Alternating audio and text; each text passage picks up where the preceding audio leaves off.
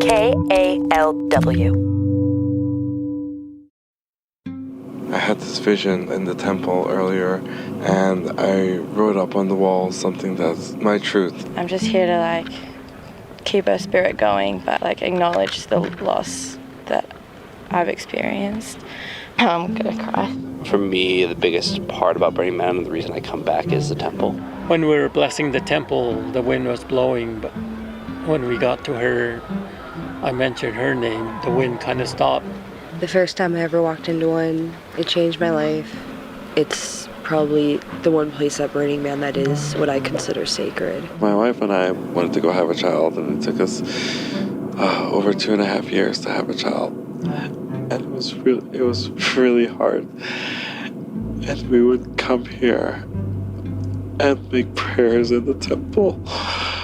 Of course, we stand over a funeral plot for our son, and we cry, but we don't always feel him there. It feels empty. But here in this temple, it doesn't feel empty.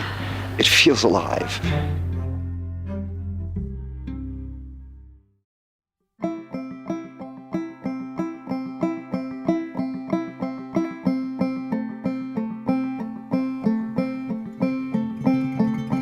Welcome back to the intersection at Burning Man. Deep in the Black Rock Desert, way beyond the theme camps and the man that gives the event its name, there's another elaborate wooden structure. It blends art and architecture inside and out.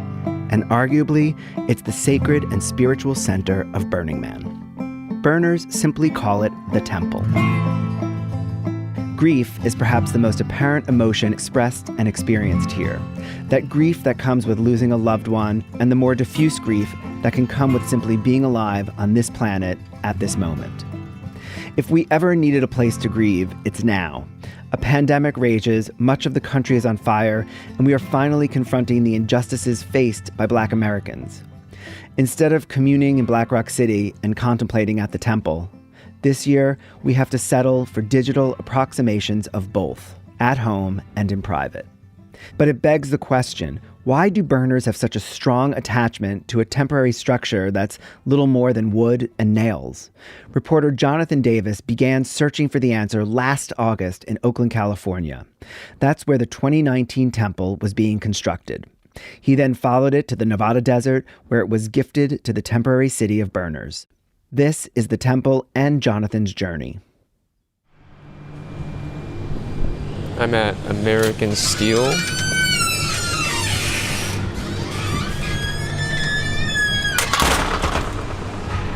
Looking for bay number 2, where Jordy is building the temple.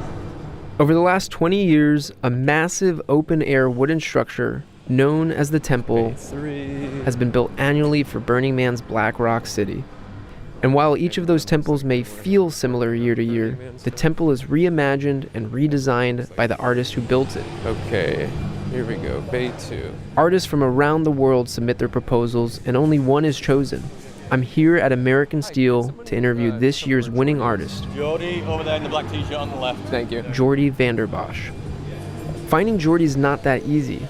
American Steel is huge. Big industrial art is made here. The kind of art you see at Burning Man. And there's people everywhere building different parts of the temple. Now realize, this isn't normal construction work. First of all, these are all volunteers. And second, building the temple is laden with a different kind of meaning and emotion. I'm doing this all for my buddy John King, who died this year. He, in his heart, he was a burner many years, and so every piece of wood I'm cutting for him, man. That brings me to tears. Yeah. Adam Schindelman goes by Sugar Bear on the playa. He's a large, muscular man using a table saw to cut pieces of wood. He, along with dozens of others, are on this year's temple crew, a team of volunteer artists and builders, both professional and amateur, each with a personal connection to the temple and a reason for building it. I've been to Burning Man in the past, so I'm aware of the range of feelings that people bring to the temple, including grief and loss. But in this moment with Sugar Bear, I'm having an emotional experience. I'm being reminded that I've stepped into working on this particular story during a challenging moment in my life. You see, my father seems to be declining. Over the last several months, my dad, Alan, has been experiencing some sort of physical weakening. His doctors aren't particularly worried. They think it's normal given he's in his 80s. And it's true, he does sound okay. Hi guys, hope you had a good time or having a good time. I'm in bed now, I'm going to go to sleep. Thank you for calling. Adios. Talk to you later. Goodbye. Having always had an aging father, one who had me in his 50s, I've been extra attentive to his health. And right now, I do feel like something's off. So I've been questioning whether I should even go to the burn. What if I go and something bad happens while I'm gone? What if I could have been home to help? What if I can't get that phone call? I refocus and remember why I'm here. I walk through the long workspace and find the guy I'm looking for. It's Jordy, the designer. He's showing some fellow builders how to bundle cut wood. It's a strap. It binds this stack of loose wood so it doesn't fall all over the road when we transport it. Jordy and I head outside and sit at a picnic table. I ask him what sort of place he considers the temple. I don't want to say sacred per se, but there's usually a different type of activity, a different feeling that happens in the temple. And I mean, if you want to drive your art car with a bunch of naked people, that's totally cool. It's just not done in the temple. The temple is reserved for more personal, maybe more quiet, a different kind of emotional experience. Although Jordy is an architect, that's not a requirement to build a temple. He tells me about his minimalist design as compared to other temples. I wanted the temple to kind of look like it belonged at the playa. It's an old place, and so I looked at older sacred spaces that have endured. This temple is a series of what I call torii gates, because I got inspiration from torii gates in Japan. Two big torii gates are the big gateways you'd see in front of a Japanese Shinto shrine. A large structural horizontal block sits on top of two tall vertical supports, creating a gateway you'd walk under and through. And they symbolically mark the transition from the ordinary to the sacred. Repetition creates power. There's 20 of these torii gates. The ones on the end are the same size, and in the middle they start to grow. The torii's growing, that represents growth. And then you could say as we get older, we kind of diminish. And so the temple then starts to get smaller again, and it ends the same way it begins. And then altogether, they create a temple that's more than 200 feet long and 4.5 stories tall. At the center of those two tallest tories, there's an opening that lets in light. For Jordy, that represents the pivotal sort of moment that can lead to our life-changing course. And for all these reasons, he chose to name this temple the Temple of Direction.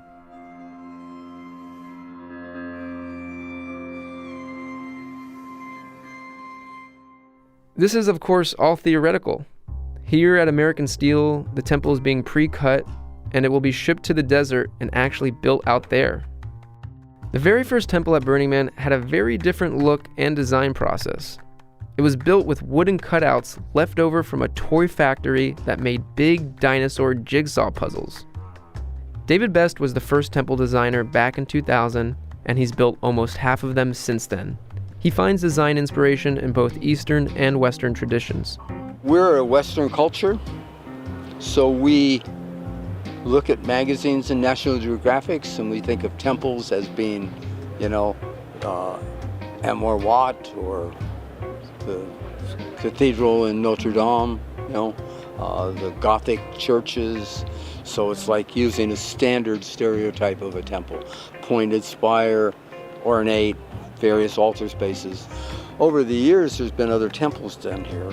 The Flaming Lotus Girls did a temple, and they went completely away from my direction of building a temple and made what looked like a rock or a hillside. Created controversy in terms of, well, that's not like a temple. But it opened up the door to other shapes for a temple. These days, the temple costs about $300,000 to build. The Burning Man organization chips in $115K through their temple grant program, and it's up to the builder and team to fundraise the rest. In terms of selecting a temple, Burning Man looks for several things: visual impact, lots of entrances and exits, places for visitors to leave their offerings where they won't blow away, something that's non-denominational, something that's not too climbable, and something that's feasible. Once the crew arrives in the desert, the temple has to be built for Black Rock City in about 2 weeks. Things are beginning to wrap up at American Steel, and the crew will soon head out to the desert. I have a couple of weeks to get my own affairs in order before I head to Burning Man Build Week and the beginning of a very alternate reality.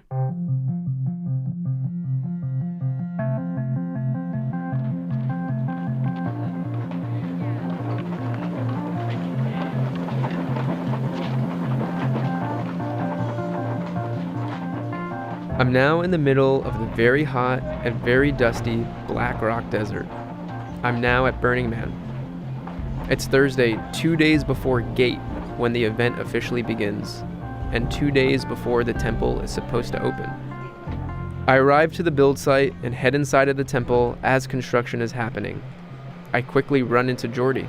I'm a little worn out. With bloodshot eyes behind a very dusty face, Jordy looks a bit exhausted. I ask him if he's learned any lessons as a first-time temple builder. Yeah, be willing to fire the right people. You don't have to be everybody's friend. Kind of harsh words, but there's just this idea of inclusion, but at a certain point, you just got to realize the inclusion is actually to a detriment of the project. But according to Burning Man, inclusion is a part of the goal. The people that volunteer to build the temple don't need to be the people that have the most skills. My name is Katie Hazard, and that is my real last name, and I'm the head of the art department at Burning Man. Obviously, you need good carpenters and a range of people like that, but you need to find a place for the woman whose son just committed suicide that needs to put this time into putting her heart and her body and her soul into working in community with other people. The goal isn't to have the temple open on Sunday morning and beautiful. That's one of the goals. But it's the process as much as the product that's important. So there's some contentiousness. In fact, everywhere I turn during the making of this story, people are deeply upset with Jordy and frustrated with his approach to building the temple. Yes, Burning Man is not without conflict and ego. But the temple is an offering that is meant to go past all that.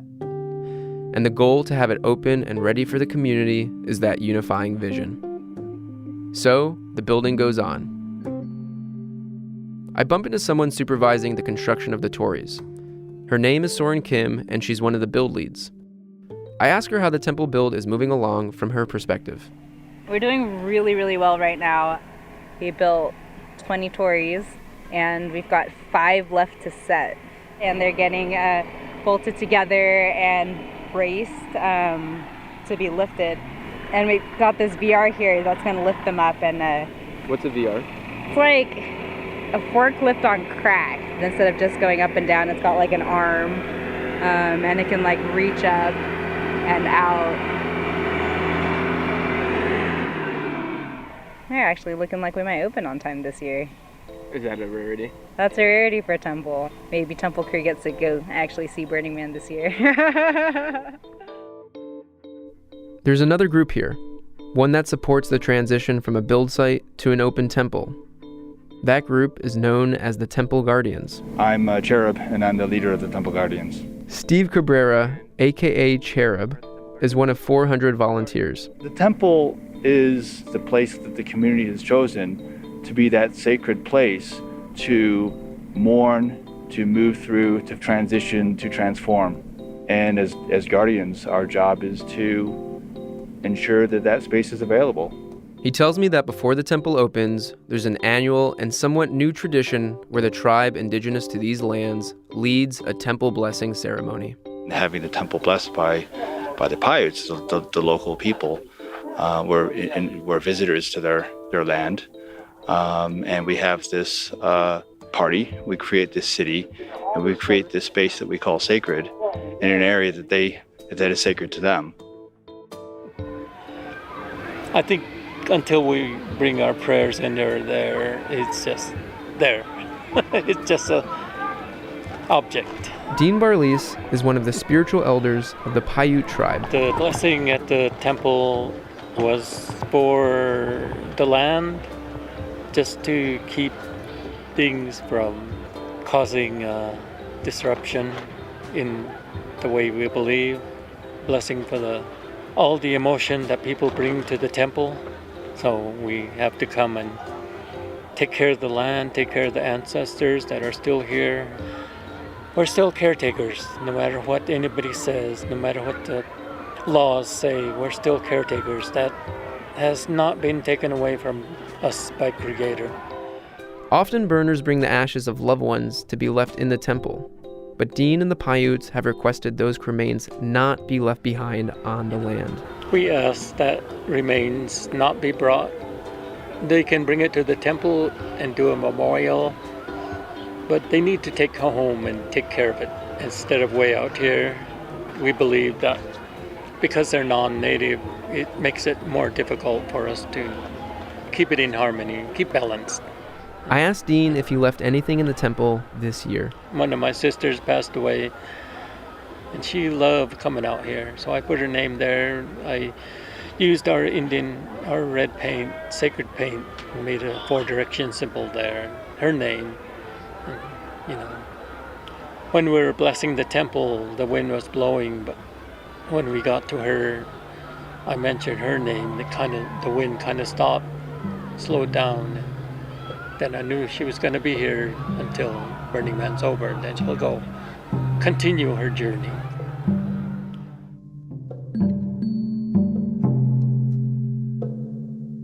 It's now Sunday morning. The gates to Burning Man officially opened at midnight. Burners have been building for weeks and preparing for months, all for this one temporary week ahead of us. I head out on my beach cruiser and bike into the open desert, headed for the temple, uncertain if it's actually open yet. As I exit the city, I pass the esplanade, the perimeter that marks the beginning of the city grid and home to some of the biggest and loudest camps at Burning Man. I keep riding, and I can now see the speck of a temple out in the distance. I pass the man, who towers at 6 stories tall and will be burned down in a week. I bike deeper and deeper, passing all sorts of interesting and intricate art, but I stay focused on the distant structure rising from the dust. The massive line of tories, growing to a high peak at the center, creates a profile like the Golden Gate Bridge. I finally reach the temple. People are around. In fact, it appears the temple's been open for hours. I park my bike, take a deep breath, and walk in. I'm at the temple right now. Already the walls are covered in the names of those who've been lost, and pictures and collages and poems, memorials to those who have passed, to those things that people are grieving. People are supporting others, helping them put up and place their art. It's very somber, very quiet. Bass rolls in the background from the city, but this place is something different. Burners are transforming the space from a mere wooden building to something more. As visitors attach their memorials to the wooden tories with staple guns, others write their messages directly onto them with permanent markers. Some folks just quietly read and contemplate. I'm still at Burning Man, but the vibe inside here is as if I'm somewhere else entirely. And that's the thing that's making me wonder whether I should be somewhere else. Surrounded by all these tributes, I'm thinking a lot about Dad. I wonder how he's doing. I think of him and his voice and how we always joke around. No, you're recording. I turned it off. No, I don't know that to be true. Come look at it. I don't know if it's off. You didn't fucking turn it off. You're fucking lying. No. I know you're fucking lying. What do you want to ask me?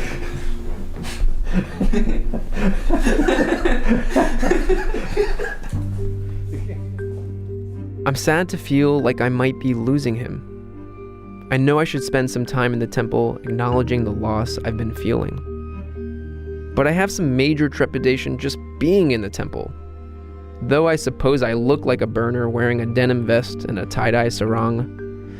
I'm also walking around with a big furry microphone and headphones in my ears. The sanctity of the temple is palpable, and the temple guardians keep their eyes on me, especially as they see me approach someone. She's a young woman with blonde hair, sitting in between two Tories, writing on a piece of paper. She notices me, and I introduce myself. Her name is Jamie Davies, and she's from Australia. I ask her why she came to the temple. So, I'm here for mainly my grandma. She's like really sick at home at the moment. She's got a brain tumor, and I haven't lost her, which I'm really happy about, but I have lost a part of her. Jamie's writing her a letter to leave in the temple. I ask if she feels open to sharing it with me. She does. There were so many things I wanted to say to you before I left, but I couldn't bring myself to say them.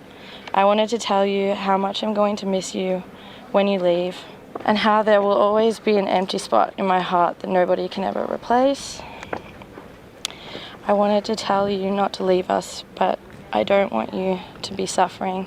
So if you decide to go, I wish you happiness and bliss and serenity wherever you go from here. Jamie says her grandma would have loved the playa. I mean, she's never been to Burning Man, but she's like a burner. And she taught me everything that I believe in, which is what got me here. Like everything from just having an open mind to being generous to loving everyone else. So I'm just here to keep her spirit going, but acknowledge the loss that I've experienced.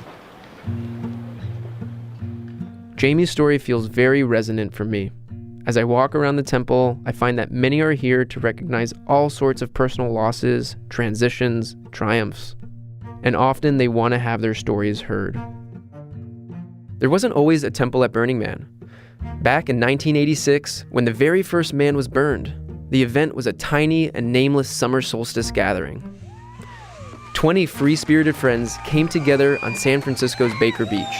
They built an 8-foot-tall wooden man effigy and set it on fire.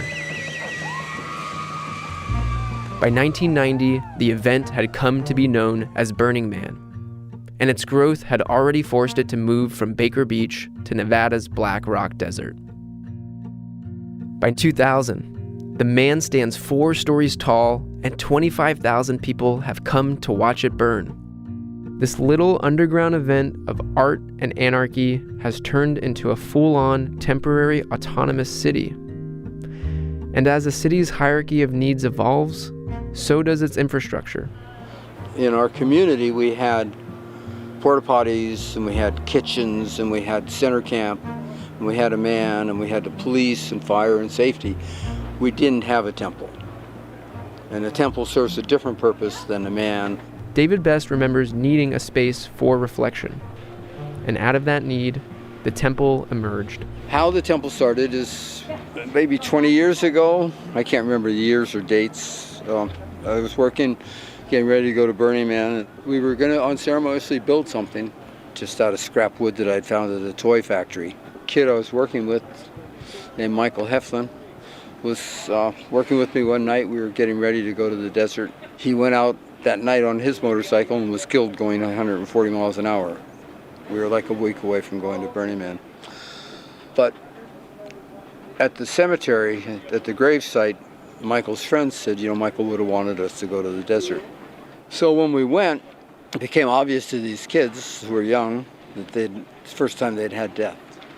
And as we were working, it became clear that we were making a tribute to a friend.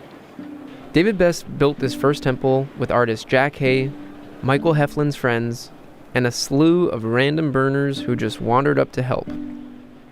Interestingly, David and Jack had named the structure they were to build Temple of Mind, well before Michael Heflin had died. After his death, they decided to make this yet-to-be-built and so-called temple a tribute to him. Even upon arriving to the desert, they had no idea what the Temple of Mind was actually going to look like, and no plan for it to have a reverential atmosphere. But by the end of the event, every part of this temple had been written on with messages, Altars had been spontaneously constructed, and new rituals had been created. The temple returned the next year, and it kept returning, each time a new shape and design, each year becoming ever more embedded into the mythology of Burning Man. When I build the temple, I'm the carpenter. I'm not the priest. So people come and put their own beliefs in it, you know. People that hate God come in and use it. People that love God come in and use it. People that mothers slit their wrists. People that lost their dog, you know. My place is not to judge what people bring or what they're looking for in a temple. Like all the world's temples, the Burning Man temple contains a multitude of experiences. But unlike traditional temples, this temple has the capacity to hold all sorts of belief systems and all sorts of activities all of the time. Weddings and breakup ceremonies, celebrations and grief rituals, sunrise meditations and sunset processions. The many expressions of reverence and ritual are here. Sometimes that expression is a sound bath meditation in the center of the temple.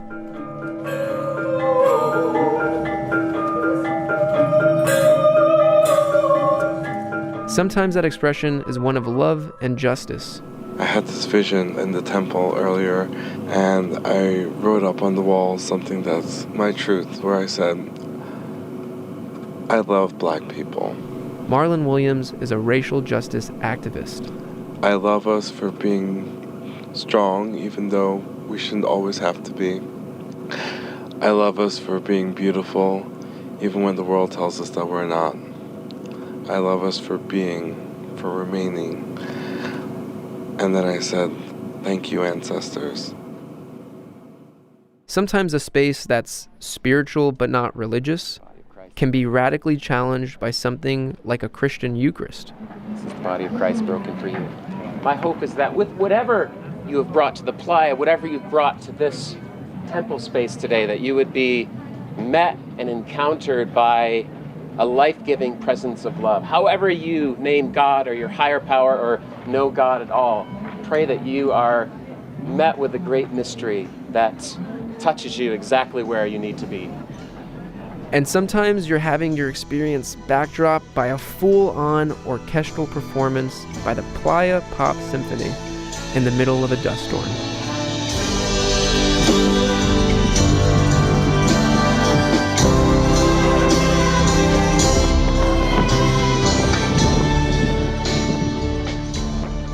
Still, one of the most common uses of the temple connects to its roots, when David Best and others built a structure to honor their friend and their grief. That's why Harry and Grace Swordlove are here. They read to me the memorial they've placed inside of the temple.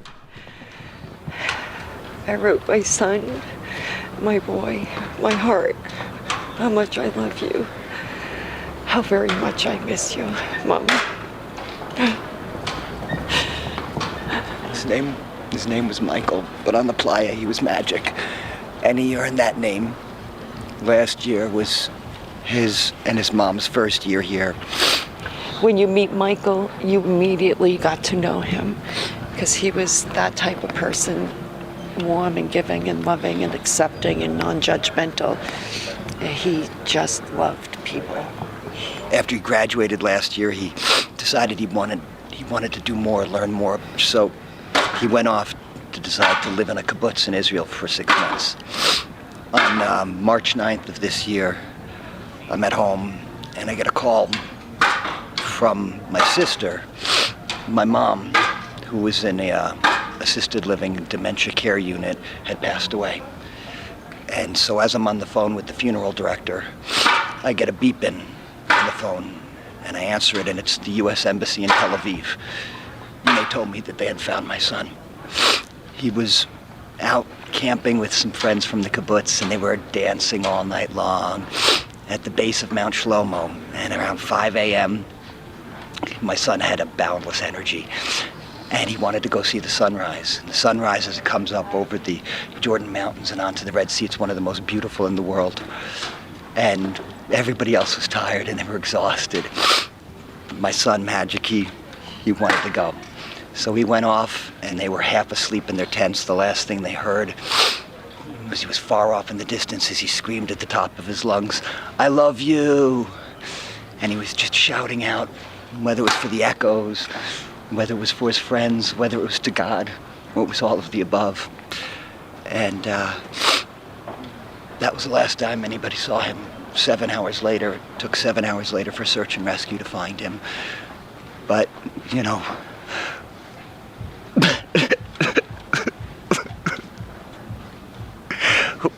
we like to believe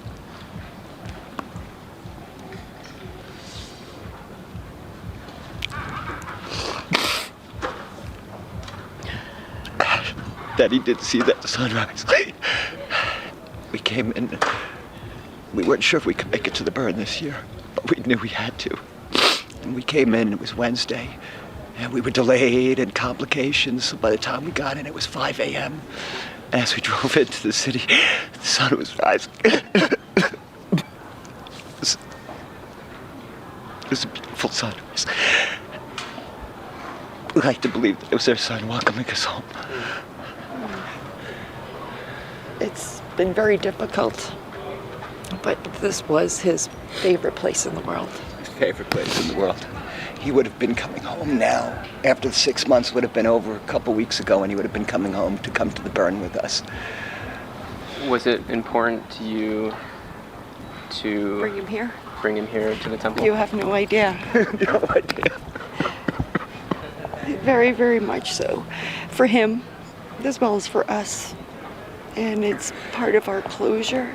It's part of our saying goodbye to our son. It's part of us showing him how much we love him.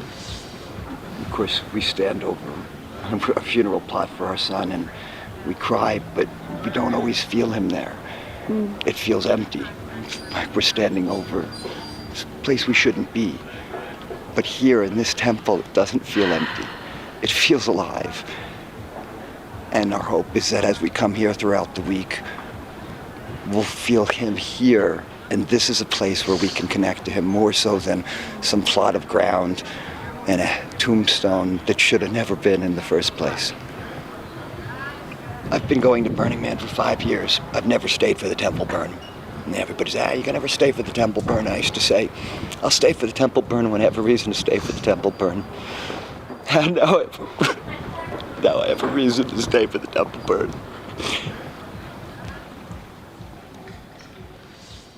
The memorial that Harry and Grace leave for Magic will burn, and so will everything that's now a part of the temple. That's because at the very end of Burning Man, the day after the man is burned, there's one final ritual that brings Black Rock City to its conclusion. The temple is lit on fire, and we watch it burn to ash. As you see in the temple burn, you have nearly 80,000 people gathered together in a circle, with all of their attention focused on this one thing. Leica Young is a death doula in training. To me, that's one of the most powerful things about that experience, is being able to see all of those folks together, with a shared intention, watching this thing come apart. Yeah, it's an amazing space to sit there and just watch that temple begin to burn, and every single person kind of holds with bated breath. That's Leica's campmate, Dee Morley. Dee is here at Burning Man to memorialize his very close friend Tim, who died 2 weeks before Burning Man. To me, after Tim's death, my job was to appropriately memorialize him. One was to do that here in our art community with his family. And then part of the promise I made there was to take their hopes and messages and dreams to the temple. If the man, the wooden effigy of Burning Man, is its cosmic center, the temple is its heart and soul. The burning of the two structures highlights that stark difference. The burning of the man is fueled by cheer, joy, and wild celebration. The temple by closure and quiet renewal. We watched it burn. It was beautiful to watch. I definitely watched the spot where we put Tim up and watched it go up into the sky. I think as it began to burn, I certainly felt a feeling of completeness with what my tasks were at the time. One of my favorite quotes is, "We shape our buildings, thereafter our buildings shape us." And I think that the physical space of the temple every year creates a different environment for people to grieve in and a different kind of experience. The temple this year was kind of like a long hallway, but at night when it was lit up, it looked like two staircases that were moving towards the sky with this kind of open space in between them at the top, leading into the heavens.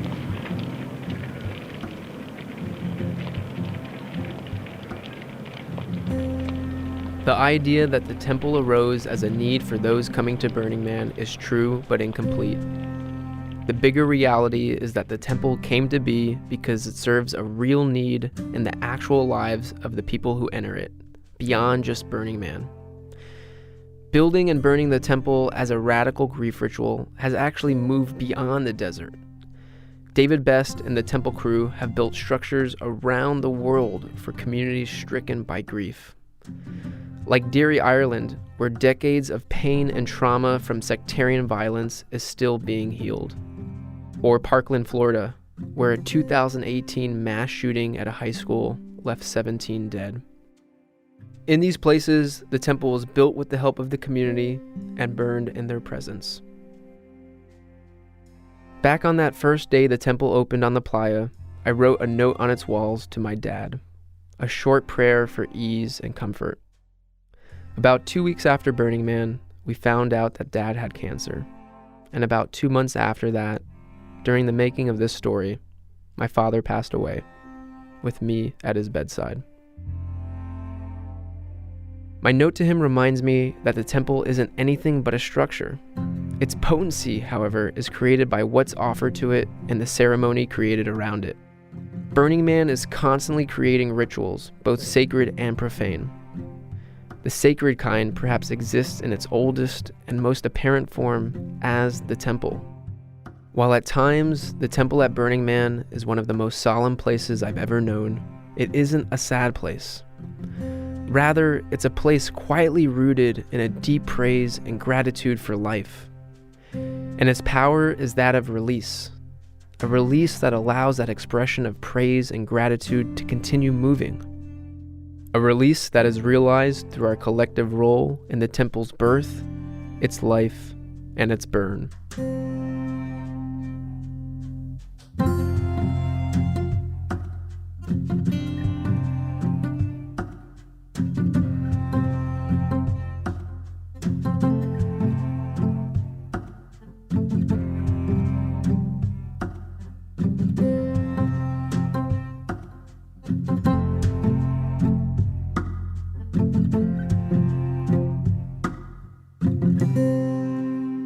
Thanks for listening. We'll be releasing new episodes of The Intersection at Burning Man all week long. In the next one, we'll hear about the history of the land and the original inhabitants. Do you know anything about the people who lived here before Burning Man? Dang, I can't go back that far. All I can say is they were pretty fucking nice for letting us borrow this. This episode was lovingly and painstakingly reported and produced by Jonathan Davis, and it was edited by Ben Trefny and me. It was engineered by Gabe Graben with theme music from Eric Pearson. Don't miss an episode. Subscribe to the Intersection podcast wherever you get your audio fix. And if you want to know more about the project or the podcast, head to theintersection.fm. Until next time, I'm David Boyer, and this is The Intersection.